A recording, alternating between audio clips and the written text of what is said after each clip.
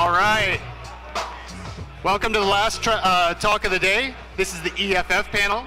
So as a recovering attorney myself, it is my immense pleasure to bring to you Nate, Kurt, Gennie, Jamie, and Erica from the EFF.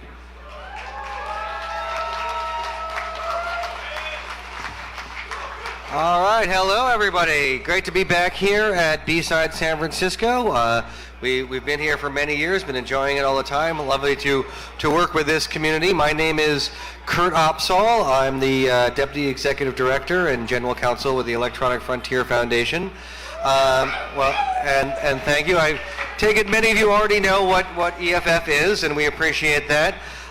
For the guy, someone out there who doesn't, we are a nonprofit civil liberties organization dedicated to defending your rights online. And in particular for this community, we work on the Coders' Rights Project, where we help security researchers understand about the legal issues surrounding their research and when they want to talk about their research, and try and make sure that people can do the research they need to do and can talk about the results that they find. So this is the Ask the EFF panel. So this is where mostly it's going to be your questions. After we give some brief introductions, we're going to be looking for audience questions. And I believe we'll have people line up over here by the corner of the stage. And then Nate will use that mic to allow people to ask their questions. One quick word is that while we do provide legal advice to people, this is not the time for that. If you have a legal question about your personal circumstances, that should be done in a confidential communication, not on stage in front of a lot of people, just in case there are some things that you're going to want to remain confidential.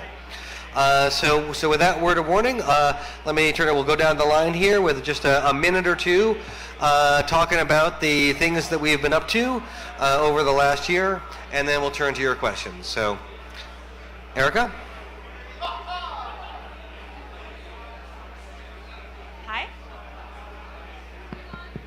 Hi, I am Erica Portnoy, and I am an engineer on CertBot, which is EFF's Let's Encrypt client. Let's Encrypt is a free automated certificate authority that is bringing encryption to the web. It's been a pretty exciting time for Let's Encrypt these last few months. In September, when I started working on CertBot, we had roughly 8 million websites that we served, depending how you count. And last I checked a couple days ago, we were at 25 million.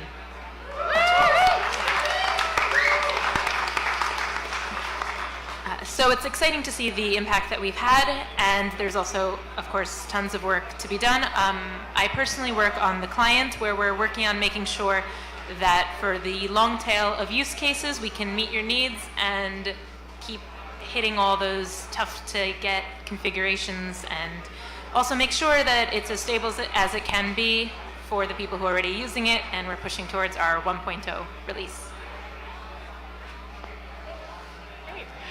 I'm Gennie Gebhart. I'm a researcher on EFF's activism team. My broad area of focus is researching consumer privacy and security, looking a lot at different tech company policies and practices.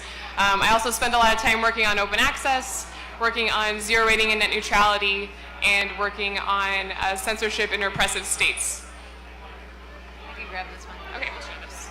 Hello, I'm Jamie Williams. I am a lawyer on EFF's Civil Liberties team, so I focus mostly on free speech and privacy issues. I also do a lot involving the Computer Fraud and Abuse Act and state computer crime statutes. We got a really good ruling out of Oregon last year on the state computer crime statute, so that was good. And then what else?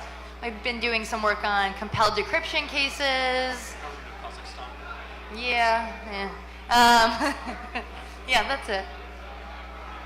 I'm Nate Cardozo. I'm a senior staff attorney on EFF's Digital Civil Liberties team. I work on the Coders' Rights Project, defending people like you against people like... I work on our crypto policy. I work on our Who Has Your Back report when we evaluate what companies are doing to protect users from the government. I am suing the government of Ethiopia for wiretapping an American. That's a fun one. I had an Ethiopian government spy up in my face taking pictures of me a week before last, and I gave him my business card, which is, if you know me, a serious insult.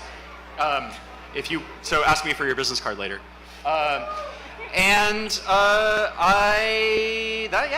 That's the sort of stuff I do. And on that note, I'm going to have this microphone over here, and we will answer any of the questions that you could possibly ask. And if we don't know the answer, we will tell you that we don't know the answer and refer it to one of our colleagues. And on that note, yeah, let's get to your questions. Thank you. So I am a director of technology for a school district here in the Bay Area, and I spend a lot of time looking at fun things like SEPA and COPPA and FERPA and et cetera. And I have concerns about what is going on with policy in schools with regards to, it seems like the actual legal policy is more about like, oh Lord, don't let the babies see that, as opposed to let's actually protect them from things like teachers being lax with data, etc. And I'm wondering if you have any insights into where education policy is going with regards to privacy, student privacy, data privacy, etc. And what I, as someone in the education space, should be doing to try to advocate for my students. Great question. Thanks for that. One of the big things we're working on right now is a student privacy initiative, and we're looking at having kind of a more in-depth white paper coming out relatively soon. But as far as what people in the education space should be doing, it's hard to give one-size-fits-all advice. I think one of the things we're discovering in our research, we did a survey of kind of 1,000 people and change in student privacy space, parents, students, teachers, administrators. I think like 600 different apps and services were reported to us as like things in use at my school. And that's 600 privacy policies or lack thereof, we discovered. So it's hard to rely on the policies, kind of privacy by policy. I'll say, not even as advice, but one thing that we're seeing some sysadmin do and some administrators and teachers do is try as much as they can to rely on very like local privacy by practice. Like, can we crank down the privacy settings on these Chromebooks or on the apps we're using? Can we find allies like librarians or kind of like the privacy ninjas in your school and community? Can we talk to people to get contract negotiations going, to get people really looking at privacy policies in terms of service? Yeah, I think, Nate, do you have anything to add? Yeah, so one of the things that we have as part of our student privacy initiative is a set of guides for students, parents, and school administrators on how to lock down their settings only for one product. Yeah. For Google Apps for Education, which is now called G Suite for Education. I don't know why they changed that name. So we have a guide on EFF.org/student privacy. And also, if you see any terrible policies in your schools and your kids, you can reach out to us. We have helped parents talk to schools, and we've actually had progress. One policy we were working with in Tennessee had terrible policy on First and Fourth Amendment issues, and we got a little progress in getting them to make it better. So, info@EFF.org. And we're also happy to refer you to local attorneys in your district, wherever that district happens to be. Hi, everybody. I just want to say, first off, thank you very much for keeping my dumb ass out of jail. I'm a security researcher, so keep doing that. Second of all, recently the EFF put out a notification about we should upgrade our threat model given the new administration coming in. And one of the big things I think of in that is the idea of secure communication. So how do I communicate details with different people given the fact that there might be people trying to listen that have a lot of resources? So given the recent issues with some of the major clients such as Signal, what does the EFF recommend that I use to make sure that my communication is safe? Even if, maybe even not from nation state, but very powerful people. So you mentioned recent problems with Signal. I'm not sure I know which ones you're talking about. The whole idea that Signal basically has a dependency on Google Cloud services, and that possibly leading to some Okay, so the nice thing about end-to-end encryption is that even if it has a reliance, you still only get availability that you lose, which is, Okay. better than other things. Our cliched answer is use Signal, use Tor. But that obviously isn't necessarily going to meet all of your specific needs. So if you have specific ones, I would have, number one, always say go to ssd.eff.org. That's our surveillance self-defense guide, which has things for every possibility. For messaging services, you probably, like, end-to-end encryption does the trick. It's what you want there. The math will still work no matter what's going on underneath. This is the Ask EFF panel. Come to me on this side of the stage if you need to ask a question. Right now, there is no waiting at the Ask EFF panel. I'll talk a little bit more about the Signal threat model. So depending on whether you're Apple or Android, Google or Apple may know a little bit about how you use Signal, but they don't necessarily know who you're talking to and when. They know when you're receiving a message and maybe from whom. They might not know when you're sending it, and they probably know to whom. But anyway, it's not the same threat. It's a lot less information that Google and Apple have if you're using Signal than if you're using SMS or iMessage. Yeah, hi. So I'm not from the US. I'm on a green card, and I'm very afraid of what we have now with the fact that when I cross the border, what we are hearing now is that we have to give our phones, but also give our passwords, which to me sounds it's not legal to do, but I have no idea, and that's why I, first of all, I really appreciate what you guys do, really appreciate that you guys do this panel, and basically I want to know, like, I could understand that they can take my phone, but they force me to give them my credentials. It sounds really crazy, so where are we at? Is that legal? Is there something that I can do? Is this really something that is not legal, but I don't care, you just don't come in if you don't like it? Because that really puts me in an impossible situation, right? My career is here, my life is here, and I don't want to give my credentials. Thank you for that. I mean, this is something that we're looking at very closely. We've been seeing more and more reports of people being asked to turn over their devices and their passwords at the border, and it is pretty challenging. I mean, one of the things that's most challenging about it is that for those who are here on a visa, that they can be placed in a situation where they're asked for consent to turn this over, and they can refuse to give that consent, but they might not be allowed in the country as a result, and that puts a lot of pressure on people. And I, till recently, would have made a differentiation between legal permanent residents, green card holders, and visa holders, but we have seen that the current administration is sort of moving the category of legal permanent residents closer to visa holders as opposed to closer to citizenships. So I think that is very troubling, but it may in fact be happening. What we have done, at least right now, is ask people to come to us with their stories. If this happens to them, if you know someone who had this happen to them when they came to the border, please have them contact us, info@eff.org, because we're trying to turn some of these anecdotal stories that we've been seeing on social media into more concrete stories, having direct communications with people, and basically to see if there's something that we can do about this situation. For someone who does have a right to come back into the country, we don't think that can be conditioned on turning over your social media passwords, but also keep in mind that if you want to stand up for that right at the border, you may be hanging out at the border for some time. So if you want to do that, you probably should, if you're considering doing that, have a lawyer that you can contact before you're hitting the border, have them know when you're expected, and be sort of prepared to deal with that. You know, there are other things that you might do. You can not have you turn your phone off, delete some apps on it before you cross the border, though they may notice that those are deleted, and that independently could cause you trouble at the border.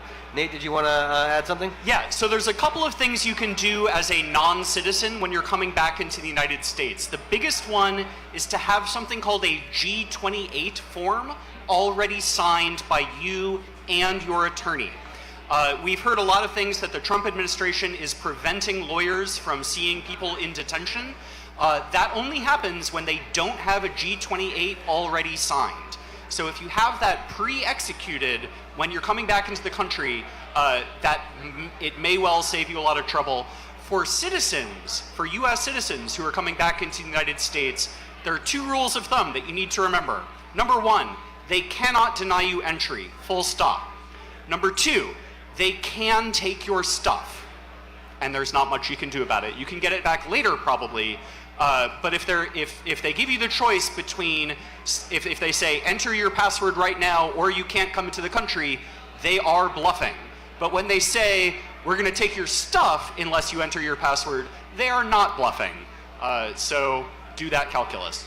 I just want to add, we also this is like brand new, we created a special email address for border stories, borders@eff.org. So if you or anyone you know has encountered some searches at the border, let us know.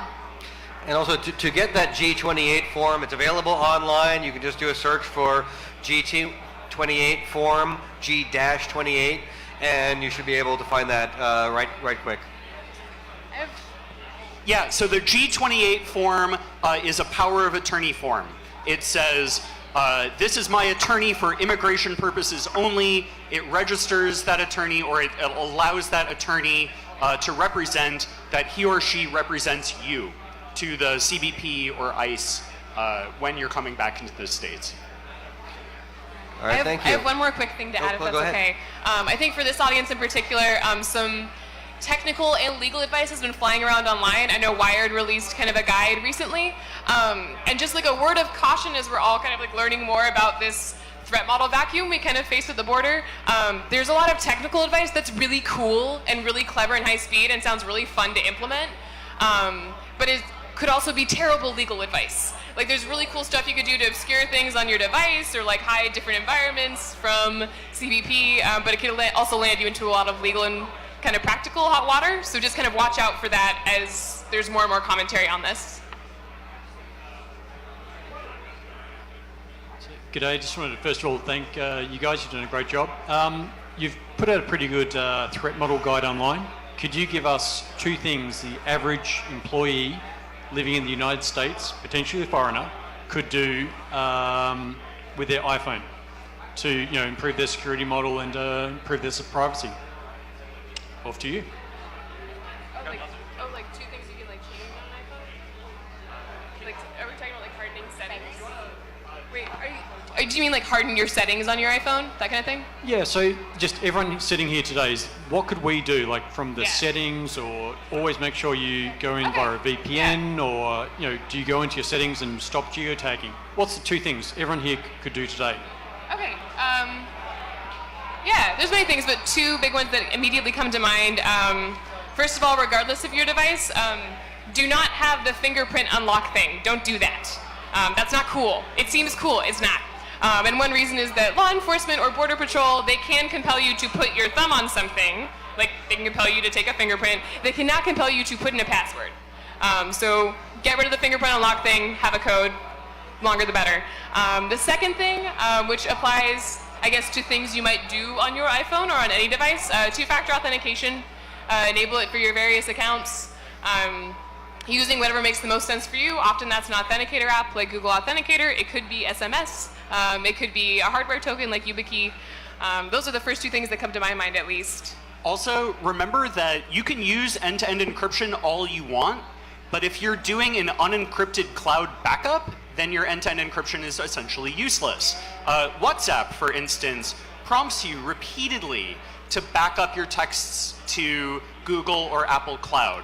Those backups are accessible to the provider and to the government, even if the message is in flight or not. So think about your threat model. If you're actually using sensitive communications, if you actually need end-to-end encryption, for the love of God, turn off the cloud backup. And tell your friends to turn them off too. Hi. I was just wondering, do you guys have any advice for municipal corporations that provide internet access or fiber optic services? So, like a municipal light plant, where I come from, different towns can start an ISP, or they can sell fiber optic services. Do you have any policies or resources to make sure that we're making this as open and fair to the public as possible?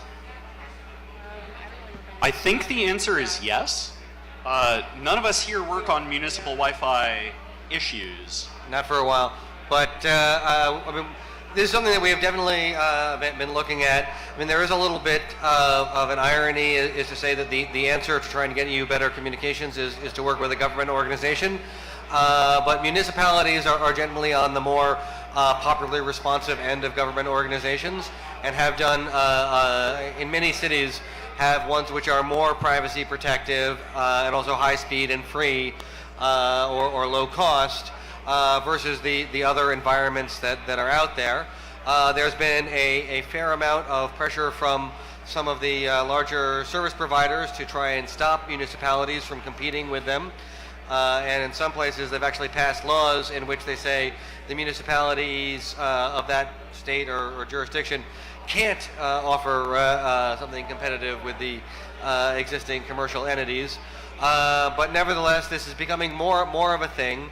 I think the key issues are making sure that you are not sacrificing a lot of your privacy and autonomy by using a municipal service, so that it needs to be transparent about what its practices are, and that you can be using it without having additional tracking of what you're doing held by that government agency. But by and large, municipalities have been pretty cool with that, though occasionally some have fallen victim to a provider that says, we will do this for your town, but only if we get to track everybody in your town and what they're doing online and send them ads based on it. So it's something worth looking at to see if that's right for your community. Okay, no waiting. If you want to ask a question, come down on your left. I have another border crossing question. So as a rule, I turn off all my devices crossing the border. And I've noticed that the TSA, if you're selected for like the 4 S's, the special screening, the TSA asks you to turn on your laptop to verify that it turns on. And my question is this a situation where I should assert my rights? What are my rights in that situation? Just don't do it? If they ask you to turn on a device, turn it on. If they ask you to unlock a device, if you're a US citizen, hell no. Don't do it. Yeah, it should be enough to show the unlock screen before you put the password to show that it's not actually a bomb, but it is a functioning computer. And so they shouldn't have to ask you to unlock it.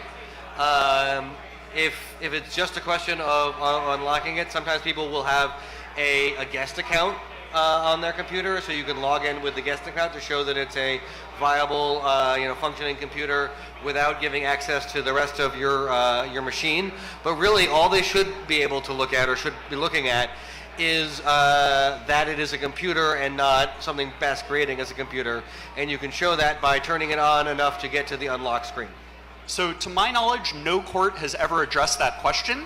And I actually read border search cases pretty regularly. So that is actually an unanswered question at law. So the answer we gave you is what we think the law probably will be if it is ever addressed by a court. Just turn it back off after. Right, just turn it back off after. I mean. All right, well, you have a question? Yep. Great, come on up. So, as much as I may love Signal and wish that everybody would switch over to it, it seems like that's a really tall order for the world at large. What is the EFF doing, or what can we do to try to encourage the service providers that already have well-established and adopted messaging platforms to get onto end-to-end encryption and other good practices? So we have robust dialogues with a number of companies. We have a call coming up next week with WhatsApp, for instance. WhatsApp does do end-to-end encryption, but they have some significant issues with the way they implemented that, not in terms of the protocol, but in terms of other things. So we think that end-to-end encryption should be ubiquitous. iMessage, WhatsApp, Facebook Messenger and Allo did it in a way that we don't think is good at all, but they're at least thinking about starting it. guess I can add, I think on the topic of Allo and Facebook Messenger, like that's where, I mean, Facebook Messenger, at least where a lot of people already are, and it doesn't demand a lot of additional adoption. The issue that we've had is that it's kind of optional encrypted, and there's two reasons that is a problem. Like, I think the good thing that Nate covered is like they're thinking about it. There are engineers there who are pushing this forward, and that is, I think, a victory for kind of thinking about encryption and making it more available to users. The two big problems are, one, that it's confusing. Neither Facebook nor Google's Allo call it end-to-end encryption. They call it like incognito or secret mode. And then in the UI itself, it's very easy to make a mistake, to send something not end-to-end encrypted that you meant to send in the darker encrypted mode. So first, it's confusing and users can make mistakes. Second, it teaches, although it maybe increases awareness and adoption, we're worried that it will teach the wrong lessons about encryption. It'll teach you like, oh, only use end-to-end encryption when you want to do secret, shady things, and essentially raise a red flag in your communications like, hey, secret, shady things right here. So I think it's, in some ways it's a step forward, in some ways it's 2 steps back. But yes, the robust dialogues continue on that. If you would like to make your voice heard to a particular messaging app that you regularly use, a way to get people's attention is to go into an app store and leave a 1-star review. Because once you get enough 1-star reviews, it becomes somebody's job to see why the ratings are falling, and when they go and read the comments along with it, make sure, don't just like leave a 1-star review, leave a comment saying, I would give this a higher rating, but I have secure messaging needs and it is not meeting my needs, so I'm forced to give this a 1-star review. There is a human being whose job it is to read those reviews, and they will see that. Okay, thank you for your service. This, again, is a border crossing question. What about if the person coming back to the United States is an American citizen, but they're underage as far as the right to not disclose their password on mobile devices or whatever? The age of someone coming into the country shouldn't matter for these purposes. The government cannot compel a U.S. citizen to disclose their password whether they're over or under 18, absent some unusual circumstances that we were not going to get into here. But the age shouldn't matter. I mean, there's a possibility that their parents could consent on their behalf, but hopefully their parents would have their kids back on this and not give them up. This doesn't relate to at the border, but we actually last year filed an amicus brief with the ACLU in a case involving juveniles being forced, or kids on probation being forced to give over their social media passwords as a condition of probation, which is insane. But yeah, if you're interested, check out our website, or the post is there. And I mean, and we argue it's basically the same as a wiretap, that invasive. Obviously the technical things are different, but yeah. What about creating a social media account, a new one, and the password is FU 5 times? You want me to repeat that password? Sure, why not? Sure, why not? One of the things that happened, I think it was about a year ago, with Apple and the iPhone obligation to write software to crack iPhones. It's something that has gone sort of by the wayside. I feel like this hasn't been addressed as far as I know.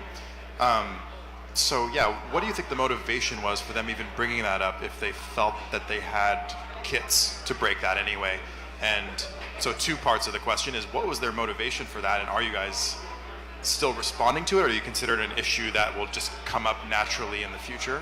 And rootkits for breaking phones, or kits where you can just plug in a phone and scrape all the data off of it, I mean, that's under 4th Amendment, isn't it? I mean, why are we even having a debate that it seems like they could do that without? Yeah. So your first question was why did they bring that case if they could if they could hack into the phone? Yeah. Okay, so this comes up a lot. It was a terrorism case. They thought it was probably going to be easy for them to get, like, good law, forcing Apple to unlock the phone and set great precedent that they could use in cases across the board. I mean, that's why they picked a terrorism case. That's why a lot of bad law comes from terrorism and child pornography cases. We work on a lot of those cases. So trying to hold the Constitution for everybody in those cases where the judges are going to be less sympathetic. But yeah, the public outcry was amazing in that case. They didn't win. They backed away. But I think it's not gone. We're definitely going to keep fighting this. I think that the new administration has been busy with other things, but there's definitely been terrible, like, what did Sessions called for backdoors, or he endorsed backdoors the other day. Yeah, so our new Attorney General, Jefferson Beauregard Sessions III, has called explicitly for backdoors in technology. Luckily, the House Judiciary Committee has, the Republican House Judiciary Committee has rejected legislative backdoors. So that's awesome. Thank you, Representative Goodlatte. But who knows what's going to happen in the next, 4 years. Pay attention. We need to fight ahead. And just to add a little bit to Jamie's point there, is that at the same time as the Apple iPhone case, there was another case involving an Apple iPhone. There was a San Bernardino case involving terrorism, and there was one out in Brooklyn that was involving a meth dealer. So the meth dealer case came first. It was ongoing when they brought the San Bernardino case, and I think they preferred to have that issue decided when looking at something with sort of higher stakes than a local Brooklyn meth dealer. But however, they lost the meth dealer case. The judge ruled against them, but they dropped the appeal of that, and they dropped the San Bernardino case. So there is no binding nationwide precedent one way or the other. So we're going to be back there and dealing with this question. I mean, there's the question of backdoors as a good idea, and there's sort of a separate but related question. Can you force coders to write code that they don't want to write, that they don't believe in? Can you tell them what to say? And we think this actually hits on some very important First Amendment issues. Code is speech, and compelled speech is just as challenging as telling people what they can't say. So if you go to a coder and say you got to rewrite your code to do something which is against your principles, that independently is a problem. But this issue will definitely come up again, and it'll just be a matter of time. Thank you for your work. We all appreciate it. I have a question specifically about California. In the Sacramento, the legislature is working on approving speed cameras, and so there's potential surveillance use. And from talking to the San Francisco MTA staff, they've been working with you, your group, and ACLU, among other stakeholders, on what the privacy implications on that are. I was hoping you could speak to that a little bit. I think that's probably our colleagues Jen and Dave, neither of whom are here right now. So we are monitoring those sorts of issues, but none of the 5 of us know anything about it. Sorry. Yeah, we actually have a legislative team who focuses their efforts in Sacramento and in DC, but so obviously there's just like the general privacy implications there. Jen, our colleague, works on license plate data and is going to be arguing that case soon, a case challenging collection of, and lack of transparency around those records. Okay, I think this is probably our last question. Last question. So hitchhiking on that a little bit. So most of us here have a representative, 2 senators, a bunch of state people. Do you have some resource we can go to tell them, well, first of all, to know what questions even ask to have a policy on, and second of all, to sort of have a form letter to like say, hey, yeah, we don't like backdoors, etc. Is there a resource to help us? Yes, the Action Center, right? Well, I guess you were saying, like, were you asking what questions to ask? Yeah. What do you do? Yeah. So what, action.eff.org? Act. Not action. Act.eff.org. The verb, act.eff.org. That is where you can go for kind of, depending on the campaign, to email your representative, to call them, to tweet at them. You put in what your address or your zip code, and it tells you exactly where you're going to go. There are templates, there are forms. We make it as easy as possible, specifically for EFF issues. And if you sign up on our mailing list, we will email blast when one of these actions is really urgent. So like when SOPA PIPA happened, it was because 200,000 of you called your representatives that SOPA PIPA didn't happen. Oh yeah, we also have an app which you can also use to track those action opportunities. And Android only. So Oh, yeah. our EFF Action Center app is Android only because the Apple App Store terms purport to limit what developers can say publicly. And EFF, as a free speech organization, would never agree to those terms. So we don't have an iPhone app. All right, well, thank you everybody for coming. We will be, we're ending our Ask the EFF panel, but we will be around, so if you want to find us, the booth is on the second floor in the back corner there, if you want to stop by and maybe become a member, get some swag, and you can also just find us around here and ask any other questions you might have. But in the meantime, thank you very much. Enjoy the rest of your B-sides, and we'll see you around.